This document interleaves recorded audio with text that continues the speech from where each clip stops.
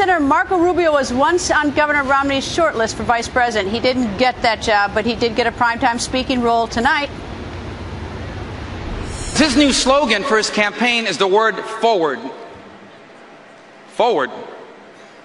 A government that spends $1 trillion more than it takes in? An $800 billion stimulus that created more debt than jobs? A government intervention into health care paid for with higher taxes and cuts to Medicare, scores of new rules and regulations. These ideas don't move us forward. These ideas move us backwards. America is the story of everyday people who did extraordinary things. A story woven deep into the fabric of our society.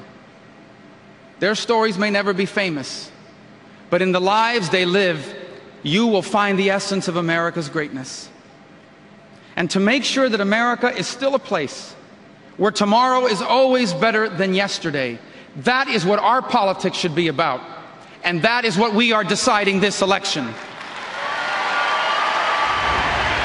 Florida Congressman Allen West joins us. Nice to see you, sir. It's always a pleasure to see you, Greta, and welcome to Florida. Thank you very much. So was it fun and exciting and a good thing for Florida to host this convention? I think it's a great thing for Florida to host this convention. As you know, the East Coast will get their opportunity. We're hosting the final debate on October the 22nd over in Boca Raton. It sure helps be the swing state, doesn't it? It sure helps to be a swing state. We're going to and make sure we're going to swing it in the right direction. Yeah, you get a lot of love when you're the swing state. All right. Are you satisfied? You're a Tea Party enthusiastic. Is that a good word? I'm a constitutional conservative kind of grassroots guy. Okay, good. All right. Are you 100% satisfied with your ticket? I am. I think that when you look at the case that they made the case about the contrast between the governing philosophies of what we want to do for this country, limited government, fiscal responsibility, individual sovereignty, free marketplace ideas, and a strong national defense, as opposed to what we see. I think it was very telling when you had that debt clock up there, and also the debt that it was incurred since the start of this convention. Actually, I got a note from Chad Pergram, who's one of my colleagues. $8.5 billion was the debt during the course of the Republican convention. It's a lot of money. A lot of money. We weren't even in session.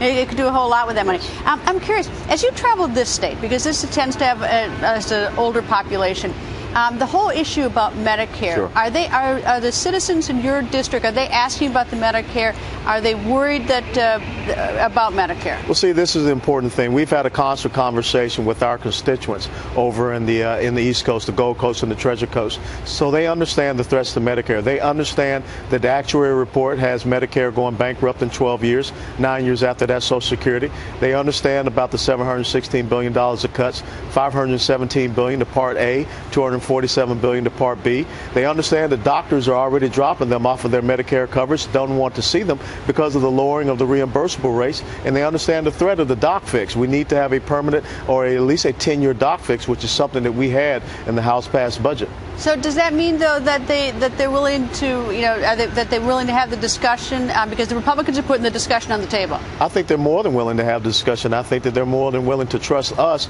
because at least we're having a plan. We're not sitting around just demonizing and demagoguing people. You know, when you get caught in an ambush, the most important thing is to take an action to do something.